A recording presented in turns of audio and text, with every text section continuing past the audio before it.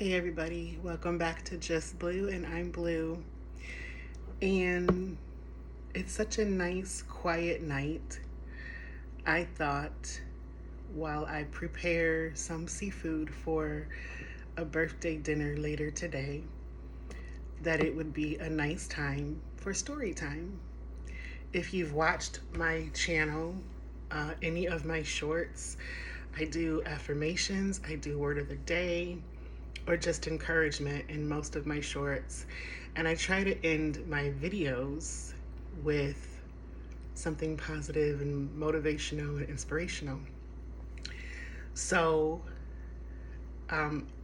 you may have also read my description of my channel, and I'm just all about trying to be healthy 360 and share stories of just blue, just my life.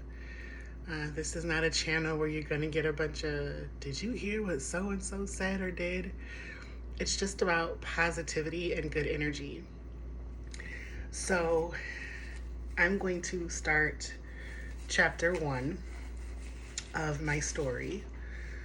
And you can tell by the title, this is about healing mentally and emotionally from an unhealthy relationship.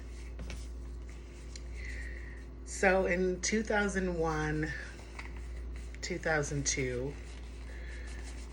a very special elder in my family passed away. And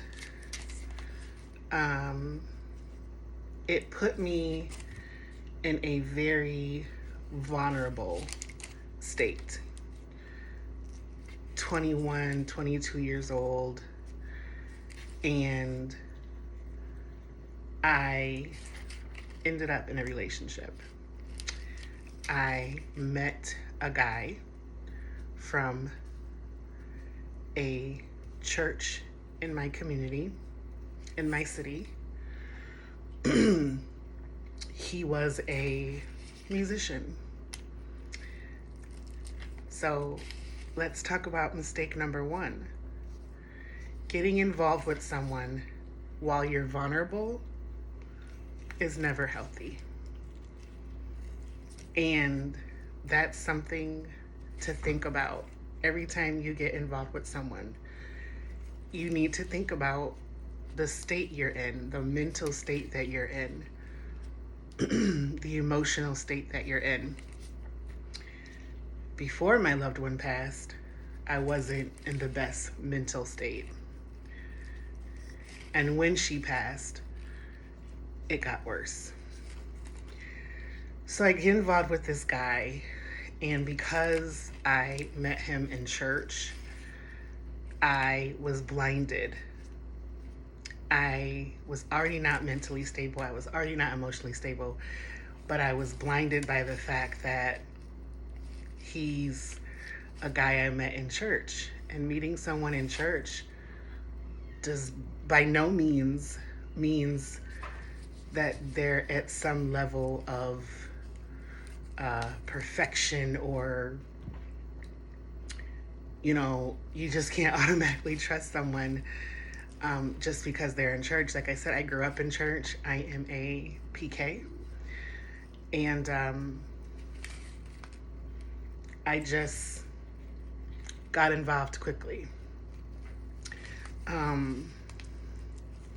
So after my loved one passed, this person I thought was wonderful. They showed up to the funeral. They were there for me, or so I thought, emotionally. They were so comforting, and everything seemed to be on the up and up. Well, and I'm being careful because I know that there are things I can't say on YouTube. Well, as time went on, I started to notice that things just weren't right. Things that were being said were not right. So it was became verbally unhealthy. things begin missing.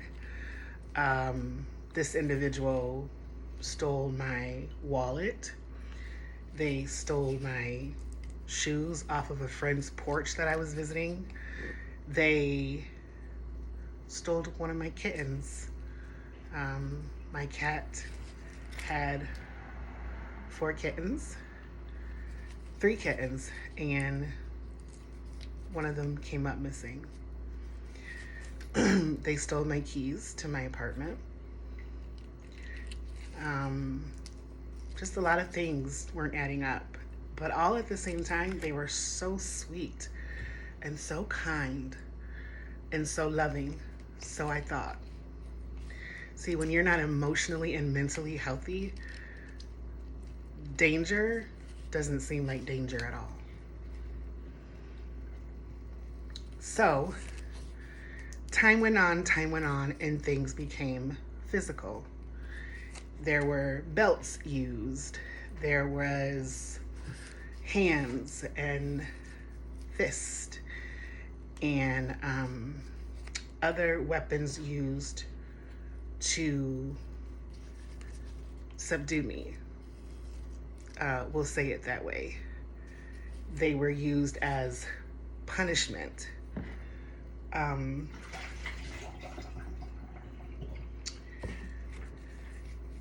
so I was still holding on to this relationship because there was still so much good happening. So I thought.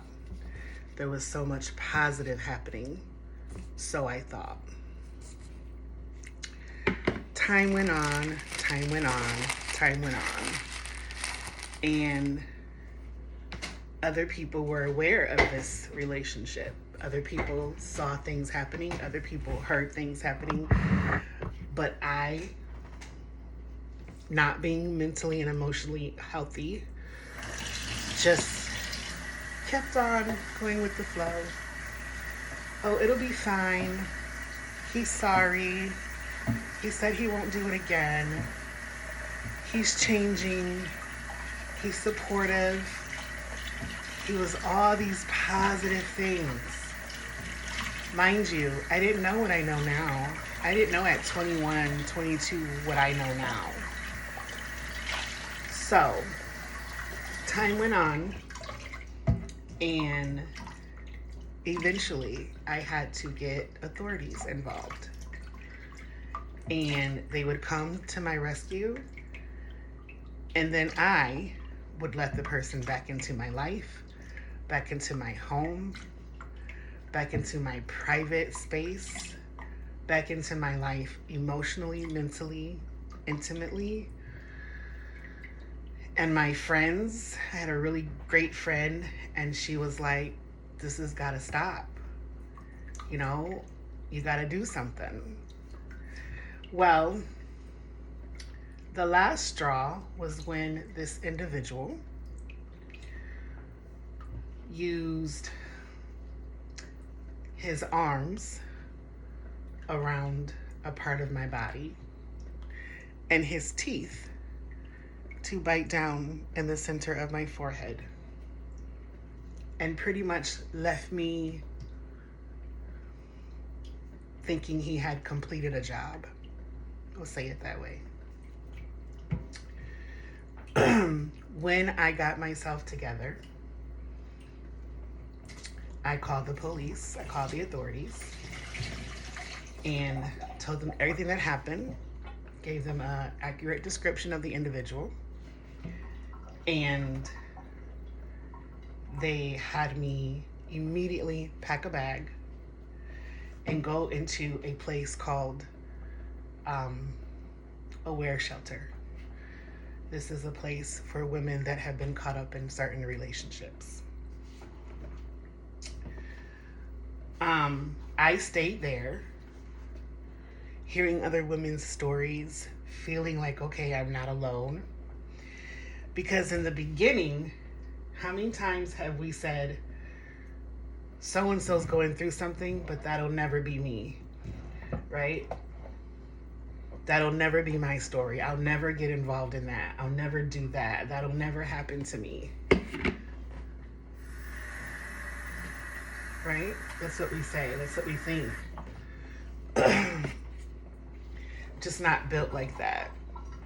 It's not my life.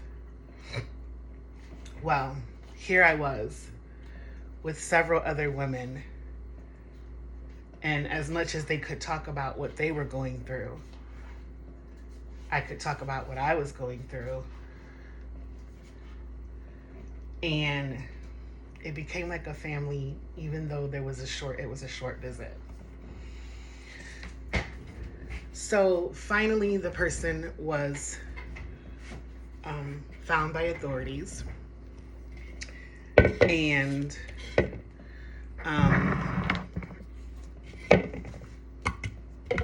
I was able to move on from that situation.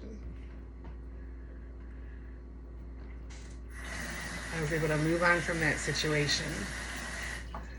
Now, that person was no longer in my life, but I was more messed up than I was when it began. Yeah?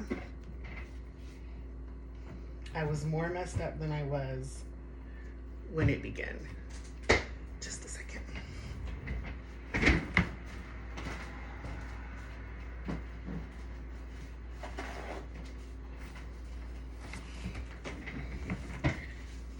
So,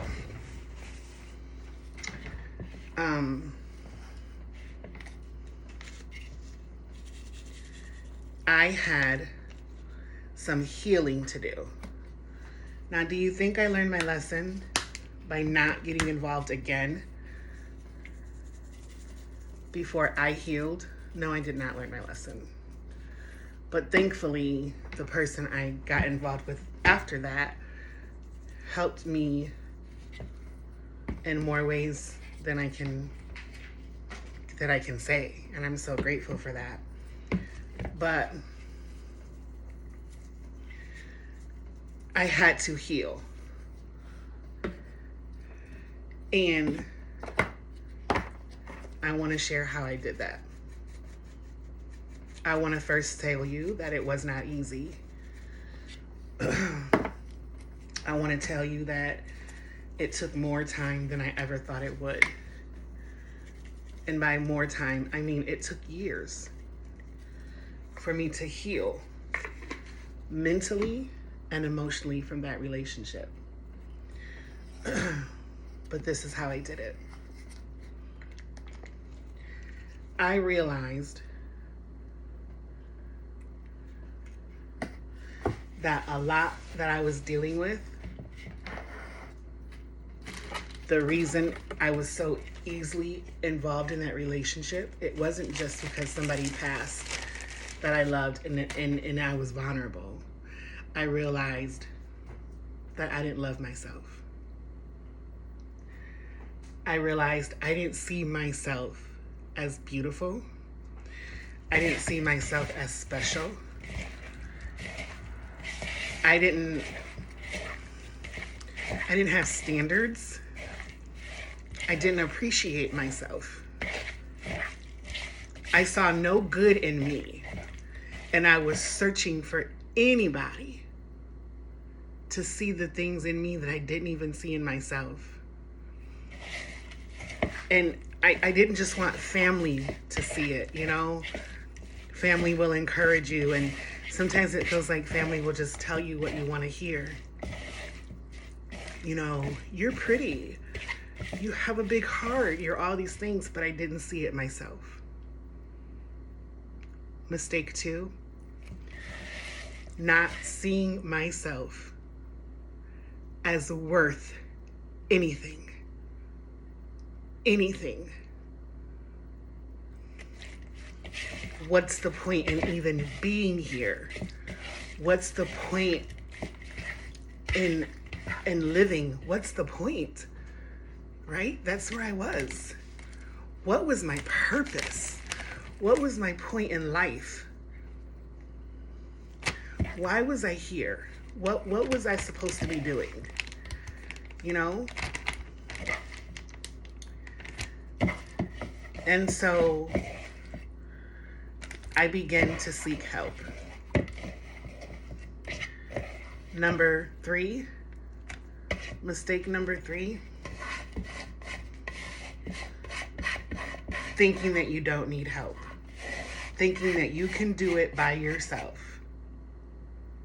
That is a lie. You have to make up in your mind that you deserve better and that you want better. And then you have to do it. You have to do it. You have to seek help. It can be, excuse me, it can be prayer. It can be going to see someone, a counselor, a therapist, someone that can help you see yourself.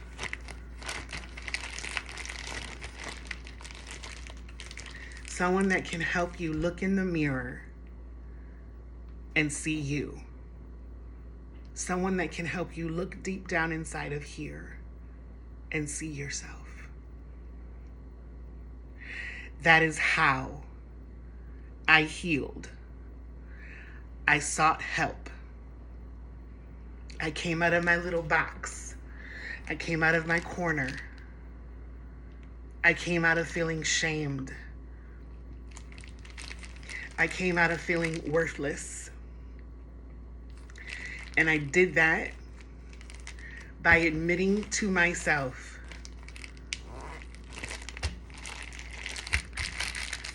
that I needed help. Admitting to myself that I needed help.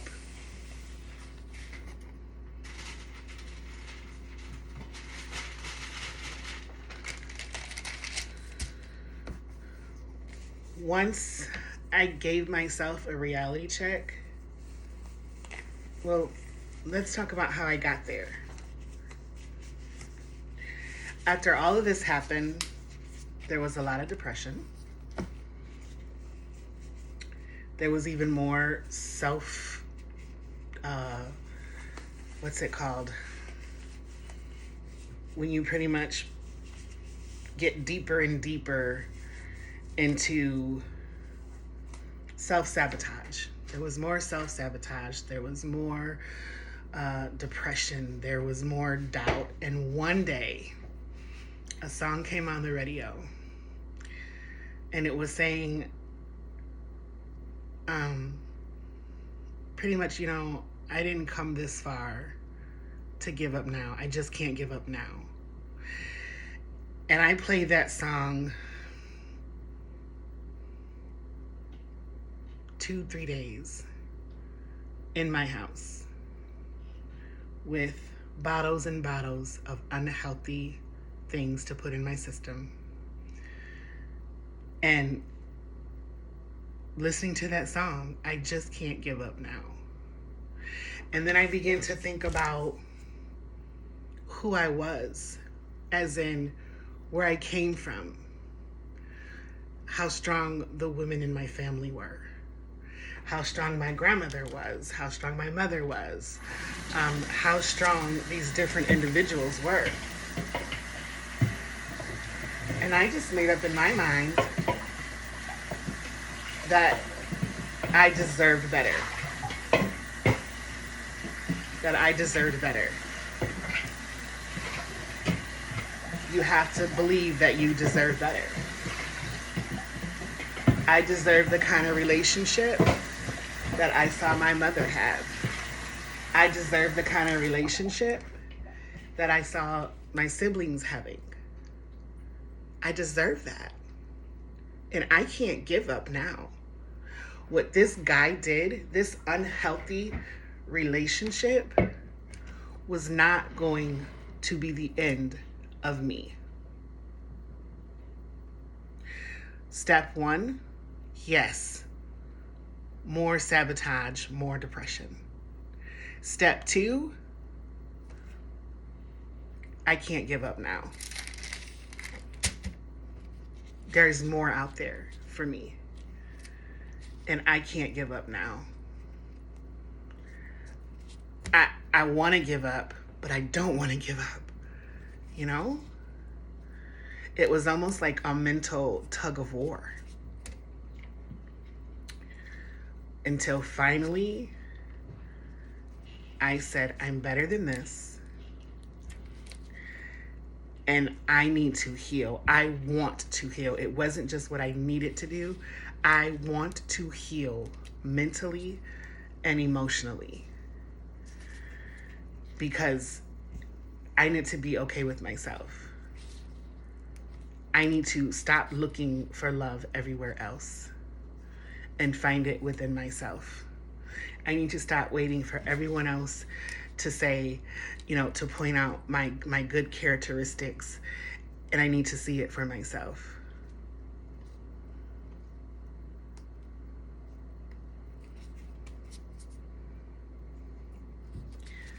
And that's when I sought help. I sought help through people that I knew I could trust. Professional help, non-professional help. Some of the women that I was in that shelter with, I kept in contact with them, and they were able to help me, and I pray that I was able to help them. It wasn't the blind leading the blind. We had something in common. We had experienced unhealthy relationships. And we had stuff that we could share with each other. So communicating with people really helped. Getting silent, spending positive time with just myself. Just me. No phone, no company, unless there were emergencies, just me. One of the biggest things that helped me heal emotionally and mentally was mirror time. So mirror time was when I would look in the mirror, snotty nose, face full of tears, and just take a deep look at myself. Who are you? Who are you? Mind you, during this time, I still had scars. Right smack in the middle of my forehead. Teeth marks from where this individual tried to finish a job. And that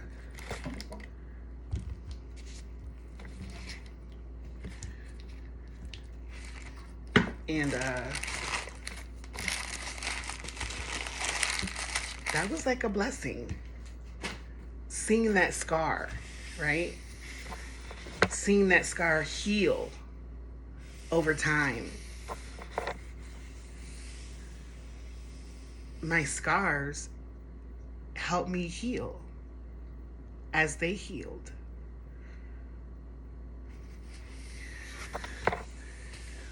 But all in all, it was that looking in the mirror and saying to myself, I'm better than this. I deserve better than this. I can't give up now. I deserve better. I've got more to give. Who are you? Looking at myself, who are you? This too shall pass. Doing affirmations before I even realized what I was doing. Motivating myself before I even fully understood that that's what I was doing. healing mentally and emotionally from an unhealthy relationship because I desired to have more. And I couldn't keep waiting on someone else to give it to me. Now don't get it misconstrued. This was my very first unhealthy relationship in my early 20s. And there were more, but they weren't dangerously unhealthy like this one. And before those relationships that came later got too crazy, I had flashbacks. And I was like, okay, we're not going to get to the point that we were then. And then marriage came, and marriage number one came, and, but it took time. It took time. So, so healing emotionally and mentally, it's important for your future. It's important.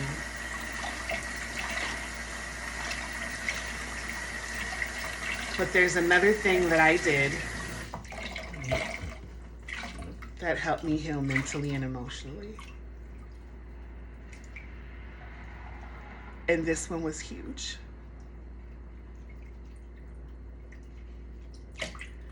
I had to forgive myself.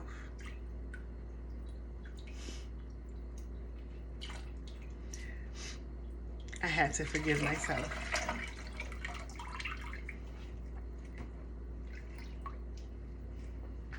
Yep. I had to forgive me.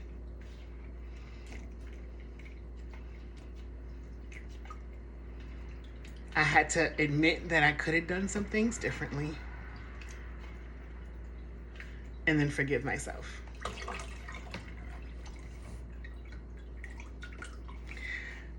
And sometimes that's the hard part. Forgiving yourself.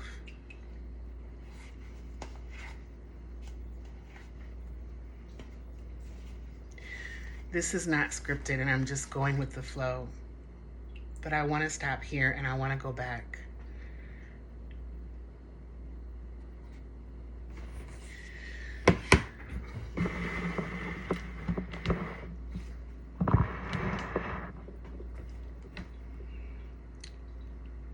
Be careful with your heart. Be careful with your heart.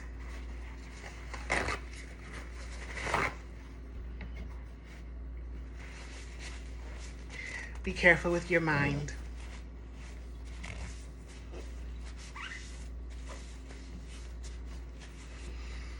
Be careful with your soul.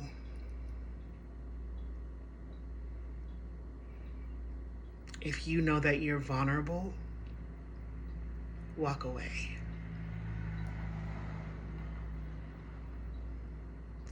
If you know that you're not emotionally stable or mentally stable, walk away. Walking away can be the thing that saves your life. That saves you from bad, unhealthy relationships, dangerously unhealthy relationships.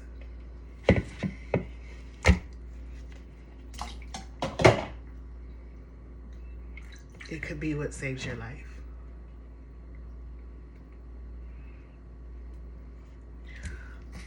Pay attention to the signs. It's easy for people to manipulate. It's easy to get manipulated. Pay attention to the signs. But it still starts with loving yourself, knowing yourself, being true to yourself, being authentically you. Yes, it's okay to love, But in the words of Eve, love can be blind. And it's not the other person being blind. It's us. It's you. Being blinded by trauma, being blinded by someone that you love passing away, being blinded by things that have happened in your life, that you never healed from. You have to allow yourself to heal. You have to allow yourself to heal. You can't fully let anyone else in your life without first allowing yourself to heal.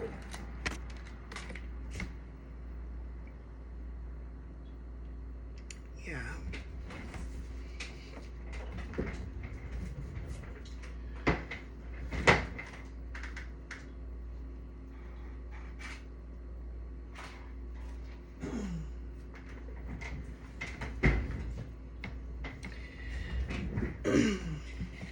Know the signs.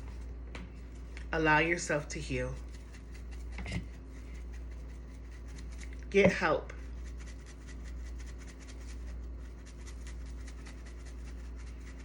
Before you get deeply involved, get help. Admit that you need help.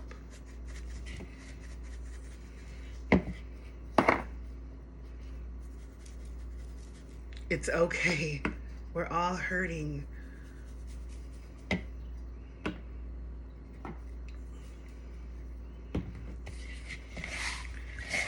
We've all experienced hurt in some kind of way. Maybe it's not a relationship. Maybe it's not a relationship like that, like what I'm talking about. Maybe it's a relationship with a sibling. Maybe it's a relationship with another family member, mother, father, whatever, sister, cousin, whatever it is, you have to heal before you move on to the next. You have to. You have to admit that you need it. You have to admit that you need help. You have to admit that you're caught up, that you're not mentally well, that you're not emotionally well. You have to admit it. You have to become unafraid. You have to look into that mirror. You have to look at yourself. You have to know that you're worth more. You have to want more. You have to desire more.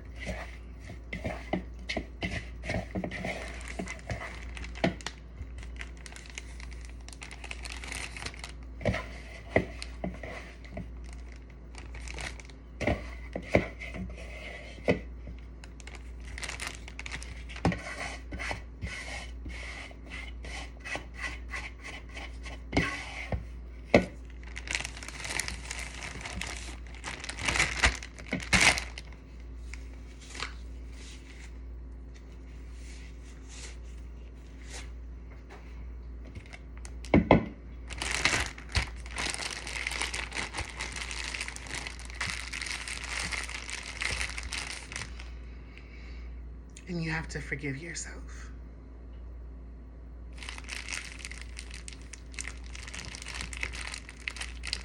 And choose yourself.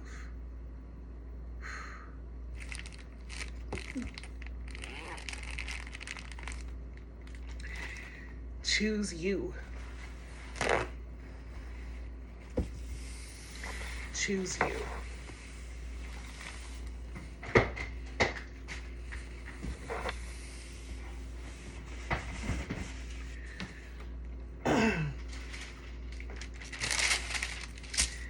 I am going to season this swai. I've done my colossal shrimp and the large shrimp.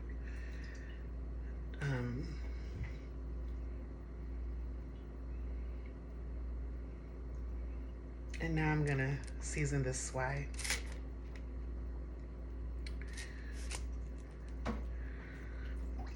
But I truly pray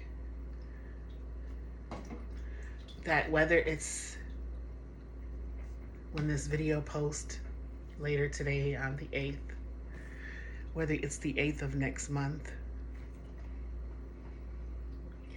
whether it's the 8th of January next year,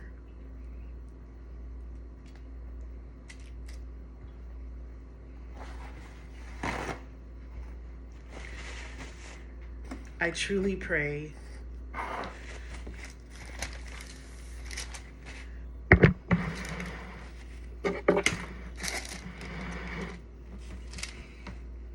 that something I've shared helps you. I pray that something I've shared helps someone you know.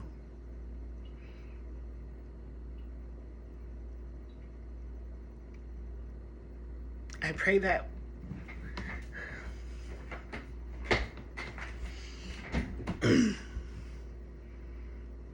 that you love you unapologetically. That you love you unapologetically.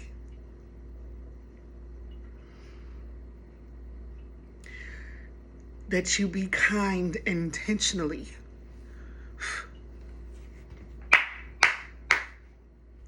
That you be kind intentionally to you. And that you be you authentically. That you forgive yourself.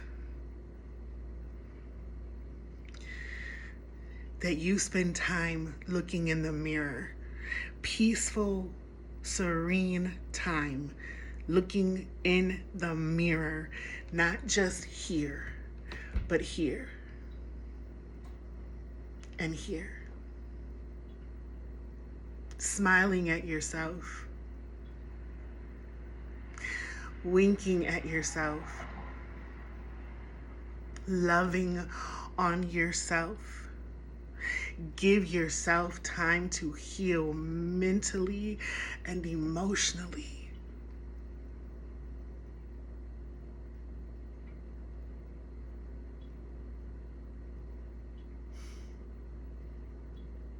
And know that it is possible to heal from unhealthy relationships. But the most important relationship you need in your life is the relationship with yourself.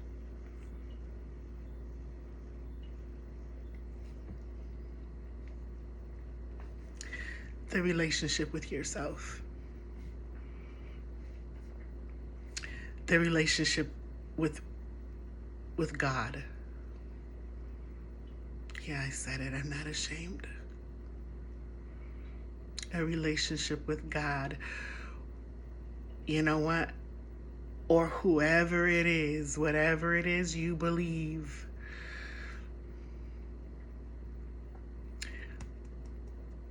But love you. Be kind to you. Be authentically you. Heal. Before that next relationship, heal. It's gonna take time. It's like getting over an addiction. It takes time. But you deserve it. You gotta want it. The way that individual was fighting with me, that's the kind of fight I had for myself. Minus the scar.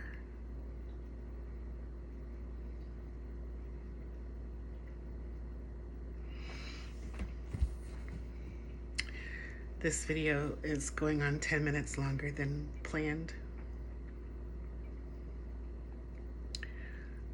But I want you to know, to every subscriber, to every person that's not subscribing but watching anyway, to the people that this is gonna get to in 2023, or the ones it doesn't reach till 2027. I'm just blue. And I understand.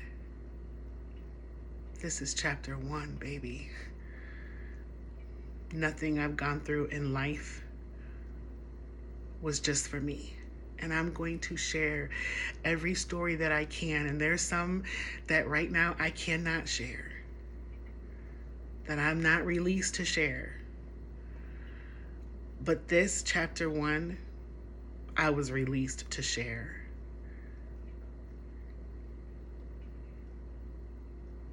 And I don't have to know you to tell you that I love you. And it gets better. But you gotta give it time. You gotta give it everything. Find the courage, find the strength, find that peace, find that solace, find your truth, and put it to work. Because woman, man, because men go through unhealthy, violently unhealthy, dangerously unhealthy relationships too. It gets better. But you gotta allow some healing mentally and emotionally. I gotta get out of here and get this fish, this swai seasoned and ready for dinner later today. But I love you guys.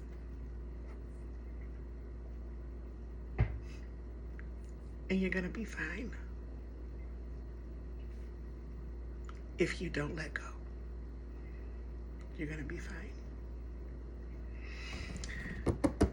I'm not sure when the next short will come out, but we'll meet again sometime this week. Please forgive yourself. If nobody else does, don't wait on people to say they're sorry. Don't wait on people to forgive you. The person that I was in that dangerously unhealthy relationship with has never apologized.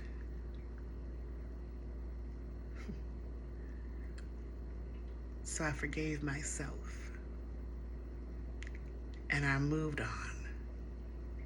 And 20 plus years later, life is good. But I had to heal mentally and emotionally. I gotta get out of here. But until our paths cross again, remember to love unapologetically. Be kind intentionally. And be you authentically. Ciao.